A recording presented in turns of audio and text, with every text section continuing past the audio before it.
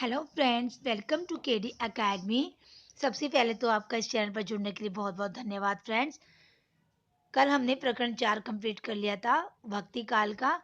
आज हम प्रकरण 5 शुरू करेंगे। इससे पहले हम शुरू करें फ्रेंड्स, मैं आपको बता दूं, इससे पहले की वीडियो अगर आपने नहीं देखी है तो वो जाकर जरूर देखिए, उससे आपको बहुत लाभ मिलेगा फ्रेंड। इससे पहले मैं भक्ति काल के 13 वीडियो अपलोड कर चुकी हूँ और आदिकाल के 9 वीडियो अपलोड कर चुकी हूँ फ्रेंड्स। हम हिंदी साहित्य का इतिहास पढ़ रहे हैं और मैं आपको बता दूं, अगर तक आपने चैनल सब्सक्राइब नहीं किया है फ्रेंड तो चैनल को सब्सक्राइब कर लो, लाइक करो, शेयर करो और बेल आइकन को जरूर प्रेस करना फ्रेंड, जिससे जो भी मैं वीडियो डालूं उसका नोटिफिकेशन आपको तुरंत मिले और आप तुरंत वीडियो देख पाए। ओके फ्रेंड्स, चलिए स्टार्ट करते हैं। प्रकरण 5, सगुण धारा कृष्ण भक्ति शाखा। श्री बल्लभाचार्य जी पहले से ही कहा जा चुका है कि विक्रम की 15वीं और 16वीं शताब्दी में वैष्णव धर्म का जो आंदोलन देश के एक छोर से दूसरे छोर तक रहा, उसके श्री बल्लभाचार्य जी प्रधान प्रवर्तकों में से थे। आचार्य जी का जन्म संवत 1535 वैशाख कृष्ण 11 को और गोलोकवास संवत 1587। फ्रेंड्स, ये तो आपको पता ही लग गया होगा, जन्म और गोलोकवास का मतलब क्या होता है। जन्म का मतलब ये 1535 में इनका जन्म हुआ और गोलोकवास इनका 1587 में हो गया और आषाढ़ शुक्ल 3 को हुआ। ये वेद शास्त्र में पारंगत धुरंधर विद्वान थे। राम से लेकर बल्लभाचार्य तक जितने भक्त दार्शनिक या आचार्य हुए हैं, सबका लक्ष्य शंकराचार्य के मायावाद और विवर्तवाद से पीछा छुड़ाना था, जिसके अनुसार भक्ति अविद्या या भ्रांति ही ठहरती है। शंकर ने केवल निरुपाधि निर्गुण ब्रह्म की पारमार्थिक सत्ता स्वीकार की थी। वल्लभ ने ब्रह्म में सब धर्म माने।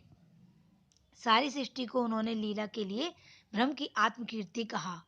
अपने को अंश रूप जीवों में बिखराना ब्रह्म की लीला मात्र है। अक्षर ब्रह्म अपनी आविर्भाव तिरोभाव की अचिंत्य शक्ति से जगत के रूप में परिणत भी होता है और उसके परे भी रहता है। वह अपने सत्य चित्त और आनंद इन तीनों स्वरूपों का आविर्भाव और तिरोभाव करता रहता है। जीव में सत्य और चित्त का आविर्भाव रहता है पर आनंद का तिरोभाव। जड़ में केवल सत्य का आविर्भाव रहता है, चित्त और आनंद का दोनों का तिरोभाव। माया का कोई वस्तु नहीं, श्री कृष्ण ही परब्रह्म है, जो दिव्य गुणों से संपन्न होकर पुरुषोत्तम कहलाते हैं। आनंद का पूर्ण आविर्भाव इसी पुरुषोत्तम रूप में रहता है, अतः यही श्रेष्ठ रूप है। पुरुषोत्तम कृष्ण की सब लीलाएं नित्य है। वे अपने भक्तों के लिए व्यापी वैकुंठ में, जो विष्णु के वैकुंठ से ऊपर है, अनेक प्रकार की क्रीड़ाएं करते रहते हैं। गोलोक इसी व्यापी वैकुंठ का एक खंड है, जिसमें नित्य रूप में जमुना, वृंदावन, निकुंज इत्यादि सब कुछ है। भगवान की हम इस नित्य लीला सृष्टि में प्रवेश करना ही जीव का सबसे उत्तम गति है।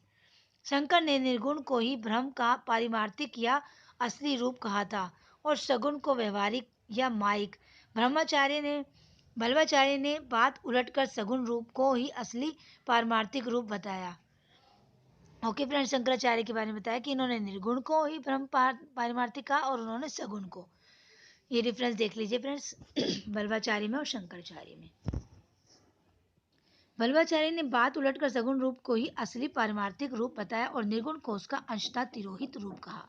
भक्ति की साधना के लिए बल्लभ ने उसके श्रद्धा के अवयव को छोड़कर जो महत्व की भावना मन में करता है, केवल प्रेम लक्षणा भक्ति ही उन्होंने ग्रहण की। 84 वैष्णवों की वार्ता में सूरदास की एक वार्ता के अंतर्गत प्रेम को ही मुख्य और श्रद्धा या पूज्य बुद्धि को ही आनुषांगिक या सहायक कहा है। श्री आचार्य जी महाप्रभु के मार्ग को कहा स्वरूप है। महात्म्य ज्ञान पूर्वक सुदृढ़ स्नेह तो परम काष्ठा है। स्नेह आगे भगवान का रहत नाही ताते भगवान, बेर बेर महात्म्य जनावत है। इन ब्रज भक्तन को स्नेह परम काष्ठापन है, ताही समय जो तो महात्म्य रहे पीछे विस्मित हो जाए। प्रेम साधना में बल्लभ ने लोक मर्यादा और वेद मर्यादा दोनों का त्याग विधेय ठहराया। इस प्रेम लक्षणा भक्ति और जीव की प्रवृत्ति तभी होती है जब भगवान का अनुग्रह होता है, जिसे पोषण या पुष्टि कहते हैं। इसी से बल्लभाचार्य ने अपने मार्ग का नाम पुष्टि मार्ग रखा है। ओके फ्रेंड्स, बल्लभाचार्य के मार्ग का नाम क्या है? पुष्टि मार्ग। उन्होंने जीव के 3 प्रकार माने हैं। पुष्टि जीव, ये भी नोट कर लो फ्रेंड्स कि बल्लभाचार्य ने जीव के 3 प्रकार माने हैं। पुष्टि जीव जो भगवान के अनुग्रह का ही भरोसा रखते हैं और नित्य लीला में प्रवेश पाते हैं। ये फ्रेंड्स पूछे जा सकते हैं कि पुष्टि जीव का क्या तात्पर्य है, मर्यादा जीव का क्या है और प्रवाह जीव का क्या है। तो इसलिए इसको फ्रेंड्स नोट कर लो अच्छे से और ध्यान से सुन भी लो। मर्यादा जीव जो वेद की विधियों का अनुसरण करते हैं और स्वर्ग आदि लोक प्राप्त करते हैं, और प्रवाह जीव जो संसार के प्रवाह में पड़े सांसारिक सुखों को प्राप्ति में लगे रहते हैं। कृष्णाश्रय नामक एक प्रकरण ग्रंथ में बल्लभाचार्य ने अपने समय की अत्यंत विपरीत दशा का वर्णन किया है, जिसमें उन्हें वेद मार्ग या मर्यादा मार्ग का अनुसरण अत्यंत कठिन दिखाई पड़ा है। देश में मुसलमानी साम्राज्य अच्छी तरह दृढ़ हो चुका था। हिंदुओं का एकमात्र स्वतंत्र और प्रभावशाली राज्य दक्षिण का विजयनगर राज्य रह गया था, पर बहमनी सुल्तानों के पड़ोस में रहने के कारण उसके दिन में भी गिने हुए दिखाई पड़ते थे। इस्लामी संस्कार धीरे धीरे जमते जा रहे थे। सूफी पीरों के द्वारा सूफी पद्धति की प्रेम लक्षणा भक्ति का प्रचार कार्य धूम से चल रहा था। एक और निर्गुण पंथ के संत लोग वेद शास्त्र की विधियों पर से जनता की आस्था हटाने में जुटे हुए थे। अतः बल्लभाचार्य ने अपनी पुष्टि मार्ग का प्रवर्तन बहुत कुछ देश काल देख कर किया। अब बल्लभाचार्य के मुख्य ग्रंथ है, ये फ्रेंड्स नोट कर लो, कभी पूछे जा सकते हैं। पूर्व मीमांसा भाष्य, उत्तर मीमांसा या ब्रह्मसूत्र भाष्य जो अणुभाष्य के नाम से प्रसिद्ध है। इनके शुद्धाद्वैतवाद का प्रतिपादक यही प्रधान दार्शनिक ग्रंथ है। श्री मद भागवत की सूक्ष्म टीका तथा सुबोधनी टीका, तत्वदीप निबंध तथा 16 छोटे छोटे प्रकरण ग्रंथ, इनमें से पूर्व मीमांसा भाष्य का बहुत थोड़ा सा अंश मिलता है। अनुभाष्य आचार्य जी पूरी ना कर सके थे, अतः अंत के 1.5 अध्याय उनके पुत्र गोसाई विठल नाथ ने लेकर ग्रंथ पूरा किया। फ्रेंड्स, ये भी पूछा गया है कि अनुभाष्य जो इनका कौन सा ग्रंथ जो पूरा नहीं है और वो किसने पूरा किया, इस तरह से पूछा जा सकता है। फ्रेंड, ये भागवत की सूक्ष्म टीका नहीं मिलती, सुबोधनी का भी कुछ अंश नहीं मिलता। प्रकरण ग्रंथों में पुष्टि प्रवाह मर्यादा नाम की प्रसिद्ध पुस्तक मूलचंद तुलसी दास तेलीवाला ने संपादित करके प्रकाशित कराई है। रामानुजाचार्य के समान बल्लभाचार्य ने भी भारत के बहुत से भागों में पर्यटनों और विद्वानों से शास्त्रार्थ करके अपने मत का प्रचार किया था। अंत में अपने उपास्य श्री कृष्ण की जन्मभूमि में जाकर उन्होंने अपनी गद्दी स्थापित की और अपने शिष्य पूरन मल खत्री द्वारा गोवर्धन पर्वत पर श्रीनाथ जी का बड़ा भारी मंदिर निर्माण कराया तथा सेवा का बड़ा भारी मंडान बाधा। वल्लभ संप्रदाय में जो उपासना पद्धति या सेवा पद्धति ग्रहण की गई, उसमें भोग राग और विलास की प्रभुत सामग्री के प्रदर्शन की प्रधानता रही। मंदिरों की प्रशंसा केसर की चक्कियां चले है कहकर होने लगी। भोग विलास के इस आकर्षण का प्रभाव सेवक सेविकाओं पर कहाँ तक अच्छा पड़ सकता है, जनता पर चाहे जो प्रभाव पड़ा हो, पर उक्त गद्दी के भक्त शिष्यों ने सुंदर सुंदर पदों द्वारा जो मनोहर प्रेम संगीत धारा बहाई, उसने मुरझाते हुए हिंदू जीवन को सरस और प्रफुल्लित किया। इस संगीत धारा में दूसरे संप्रदायों के कृष्ण भक्तों ने भी पूरा योग दिया। सब संप्रदायों के कृष्ण भक्त भागवत में वर्णित कृष्ण की ब्रज लीला को ही लेकर चले, क्योंकि उन्होंने अपनी प्रेम लक्षणा भक्ति के लिए कृष्ण का मधुर रूप ही पर्याप्त समझा। महत्व की भावना से उत्पन्न श्रद्धा या पूज्य बुद्धि का अवयव छोड़ देने के कारण कृष्ण के रक्षक, लोक रक्षक और धर्म संस्थापक स्वरूप को सामने रखने की आवश्यकता उन्होंने ना समझी। भगवान के मर्म स्वरूप को इस प्रकार किनारे रख देने से उसकी ओर आकर्षित होने और आकर्षित करने की प्रवृत्ति का विकास कृष्ण भक्तों में ना हो पाया। फल यह हुआ कि कृष्ण भक्त कवि अधिकतर फुटकल सिंगारी पदों की रचना में ही लगे रहे।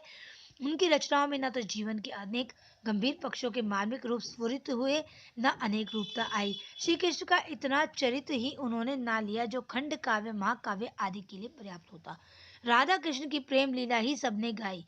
भागवत धर्म का उदय यद्यपि महाभारत काल में भी हो चुका था और अवतारों की भावना देश में बहुत प्राचीन काल से चली आती थी, पर वैष्णव धर्म के सांप्रदायिक स्वरूप का संगठन दक्षिण में ही हुआ। वैदिक परंपरा के अनुकरण पर अनेक संहिताएं, उपनिषद, सूत्र ग्रंथ इत्यादि तैयार हुए।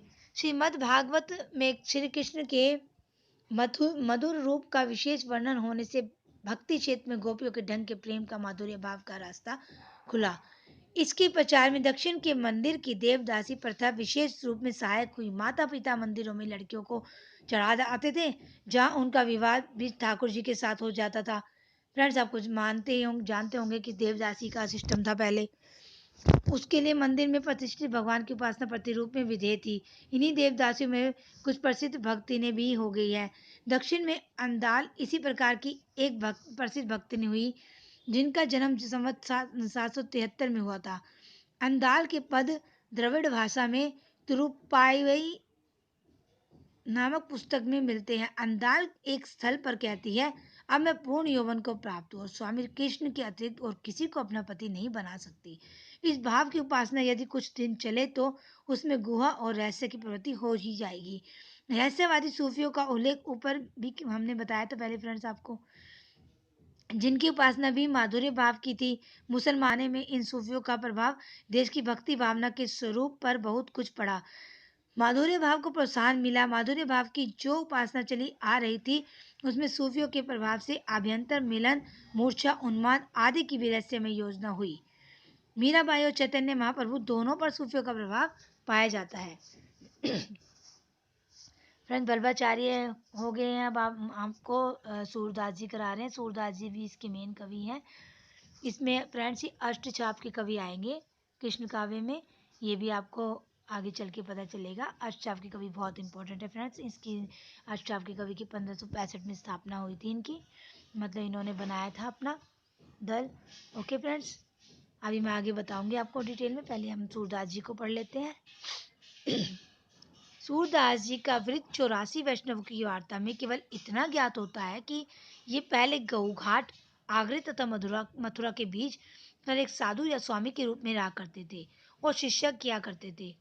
गोवर्धन पर श्री नाथ जी का मंदिर बन जाने के पीछे एक बार बल्लभाचार्य जी गऊ घाट पर उतरे, तब सूरदास उनके दर्शन को आए और उन्हें अपना बनाया एक पद गाकर सुनाया। आचार्य जी ने उन्हें अपना शिष्य किया और भागवत की कथा को गाने योग्य पदों में करने का आदेश दिया। उनकी सच्ची भक्ति और पद रचना की निपुणता देख बल्लभाचार्य जी ने उन्हें श्रीनाथ जी के मंदिर की कीर्तन सेवा सौंपी। इस मंदिर को पूरनमल खत्री ने गोवर्धन पर्वत पर संवत 1576 में पूरा बनवा कर खड़ा किया था। फ्रेंड्स, ये नोट कर लो, ये 1576 में पूरनमल खत्री ने गोवर्धन पर्वत पर कौन सा मंदिर, श्रीनाथ जी का मंदिर। मंदिर पूरा होने के 11 वर्ष पीछे अर्थात संवत 1587 में बल्लभाचार्य जी की मृत्यु हुई। श्रीनाथ जी के मंदिर निर्माण के थोड़ा ही पीछे सूरदास जी बल्लभ संप्रदाय में आए। ये 84 वैष्णव की वार्ता के इन शब्दों से स्पष्ट हो जाता है। और रघुपद गाए तब श्री महाप्रभु जी अपने मन में विचारे, श्रीनाथ जी की यहाँ और सो सब सेवा को मंडाल भयो है, पर कीर्तन को मंडाल नहीं कियो है, ताने अब सूरदास को दीजिए। अतः संवत 1580 के आसपास सूरदास जी बल्लभाचार्य जी के शिष्य हुए होंगे और शिष्य होने के ही पीछे उन्हें कीर्तन सेवा मिली होगी। तब से ये बराबर गोवर्धन पर्वत पर ही मंदिर की सेवा करते थे। इसका स्पष्ट आभास सूर सारावली के भीतर मौजूद है। तुलसीदास के प्रसंग में हमें पहले ही पता चल चुका है फ्रेंड, तुलसीदास के भक्त लोग कभी कभी किसी ढंग से अपने को अपने इष्ट देव की कथा के भीतर डालकर उनके चरणों तक अपने पहुंचने की भावना करते हैं। तुलसी ने तो अपने कुछ प्रच्छन्न रूप में पहुंचाया, पर सूर के ने प्रकट रूप में। ओके फ्रेंड्स, तुलसी ने तो अपने कुछ प्रच्छन्न रूप में पहुंचाया है, पर सूर ने प्रकट रूप में। कृष्ण जन्म के उपरांत नंद के घर बराबर आनंदोत्सव हो रहे हैं। उसी बीच एक धाड़ी आकर कहता है, नंद जू मेरे मन आनंद भयो, हो गोवर्धन ते हो आयो, तुम्हारे पुत्र भयो, मैं सुनी क्या अति आतुर उठी धायो। जब तुम मदन मोहन करी ठहरो, यह सुनी क्या घर जाऊ, हऊ तऊ तेरे घर को धाड़ी, सूरदास मेरो नाऊ। बल्लभाचार्य जी के पुत्र गोसाई विठल नाथ के सामने गोवर्धन की तलहटी के पारसोली ग्राम में सूरदास की मृत्यु हुई। इसका पता भी उक्त वार्ता से लगता है। गोसाई विठल नाथ की मृत्यु संवत 1642 में हुई। उसके कितने पहले सूरदास या परलोक वास हुआ यह निश्चित रूप में नहीं कहा जा सकता। सुर सागर समाप्त करने पर सुर ने जो सुर सागर सारावली लिखी है उसमें अपनी अवस्था 67 वर्ष की कही है। गुरु प्रसाद होत यह दर्शन 67 बरस प्रवीण। तात्पर्य यह है कि 67 वर्ष के पहले वे सूरसागर समाप्त कर चुके थे। सूरसागर समाप्त होने के थोड़े ही पीछे उन्होंने सूरसारावली लिखी होगी। एक और ग्रंथ सूरदास का साहित्य लहरी है। फ्रेंड्स, इनके ग्रंथ नोट करते जाइए, जिसमें अलंकारों और नायिका भेदों के उदाहरण प्रस्तुत करने वाले कूटपद है। इसका रचनाकार सुर ने इस प्रकार व्यक्त किया है। मुनि सुनि रसन के रस लेख, दसन गौरी नंद को लिखी सुबह संवत पेख। इनके अनुसार संवत 1607 में साहित्य लहरी समाप्त हुई। यह तो मानना ही पड़ेगा कि साहित्य कीड़ा का यह ग्रंथ सूरसागर से छुट्टी पाकर ही सुर ने संकलित किया होगा।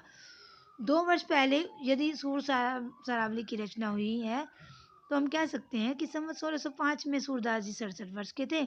अब यदि उनकी आयु 80 या 82 वर्ष की माने तो उनका जन्म काल संवत 1540 के आसपास या मृत्यु काल संवत 1620 के आसपास ही अनुमित होता है। साहित्य लहरी के अंत में एक पद है जिसमें सुर अपनी वंश परंपरा देते हैं। उस पद के अनुसार सुर पृथ्वीराज के कवि चंद्रवरदाई के वंशज ब्रह्म भट्ट थे।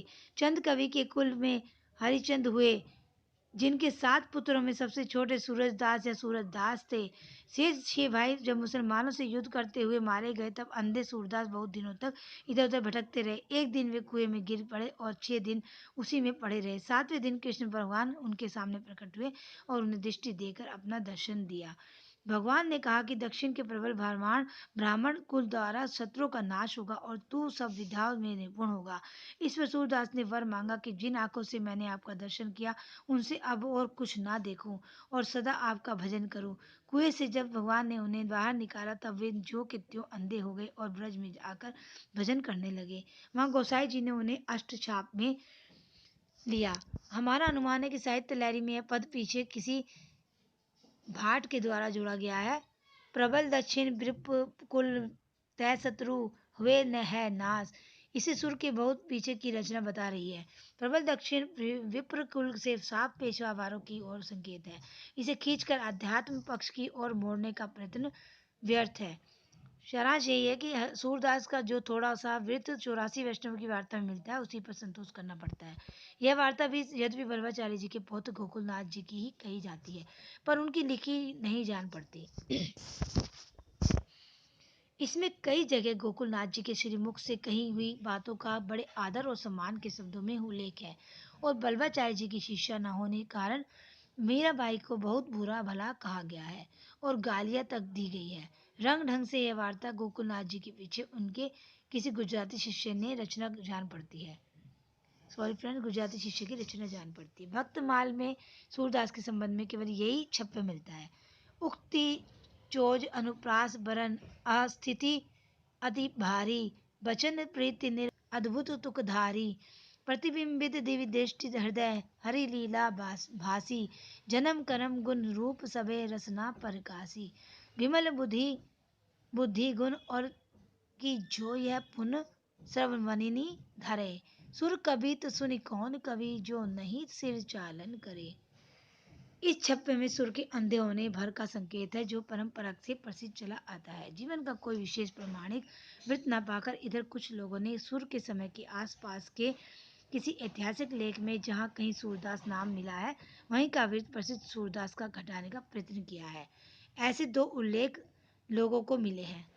ओके फ्रेंड्स, आज के लिए इतना ही काफ़ी है। आगे हम कल पढ़ेंगे। फ्रेंड्स, एक दिन में अगर हम सारा पढ़ेंगे तो ये कंप्लीट होना मुश्किल हो जाएगा और 1 घंटे की वीडियो हो जाएगी जो आपके लिए भी मुश्किल हो जाएगा देखना।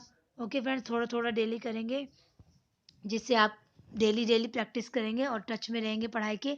जितना फ्रेंड आप टच में रहेंगे उतना ही आपको नॉलेज बढ़ती रहेगी और आदत बनी रहेगी फ्रेंड्स आपकी पढ़ने की। ओके फ्रेंड्स, मैं फिर से कहती हूँ फ्रेंड्स, अगर आपको मेरी वीडियो अच्छी लग रही है तो आप मुझे कमेंट्स करके बताइए फ्रेंड्स, ताकि मुझे मोटिवेशन मिले वीडियो बनाने के लिए। क्योंकि मुझे अभी तक आपने एक भी कमेंट नहीं करा है फ्रेंड, मैं कैसे मान लूँ कि आपको वीडियो अच्छे लग रहे हैं कि नहीं लग रहे हैं। फ्रेंड्स, आप देख तो रहे हैं मुझे पता है, लेकिन आप कोई कमेंट नहीं कर रहे हैं फ्रेंड्स, इससे मुझे लग नहीं रहा कि आपको वीडियो अच्छी लग रही है फ्रेंड्स। अगर आपसे इसकी पूर्ति हो रही है फ्रेंड्स तो आप मुझे वीडियो में कमेंट करके बताइए कि आपको ये मैं और कैसे कराऊँ ताकि आपके लिए और अच्छे से तैयारी हो सके आपकी। और फ्रेंड्स, मैं आपको बता दूँ कि अभी मार्च अब समझ लो, देखो जनवरी जाने वाला है और फरवरी आएगा, फरवरी भी ऐसे ही निकल जाएगा और मार्च से फिर आपको फॉर्म भरने हैं यूजीसी नेट के, और आपको तैयारी करने में फिर पता ही नहीं चलेगा जैसे फॉर्म भरेंगे कैसे पेपर नज़दीक आ गया है। और इसलिए मैं कहती हूँ फ्रेंड्स, आप डेली के डेली पढ़ते रहिए, और इसीलिए मैं वीडियो भी डेली डालती हूँ आपके लिए, ताकि आप डेली टच में रहे। और फ्रेंड वीडियो से भी पढ़े और अपना डेली प्रैक्टिस करते रहें, बुक से भी। और जहाँ तक हो सके फ्रेंड्स क्वेश्चनों की भी तैयारी कीजिए, लेकिन मैं क्वेश्चन फ्रेंड्स पूरा सिलेबस के बाद ही डालूंगी, ताकि आपकी बाद में प्रैक्टिस हो सके और आप पता चल सके आपको कि आपने कैसे इस तैयारी करी है। जब मैं आपको मॉक टेस्ट दूंगी ना फ्रेंड्स, तो आपको पता लग जाएगा कि आपकी तैयारी कैसी है। और ये लाइन वाइज लाइन में इसलिए पढ़ा रही हूँ ताकि आपको एक एक वर्ड पता रहे कि क्या कहाँ से लिया गया है फ्रेंड्स। यूजीसी नेट में कहीं से कुछ भी पूछ लेते हैं, बहुत डीपली पढ़ना पड़ता है फ्रेंड्स इसके लिए। ये मेरा खुद का अनुभव है फ्रेंड्स, मैं आपको बार बार बोल रही हूँ। ओके फ्रेंड्स, कल फिर मिलते हैं, कल तक के लिए बाय।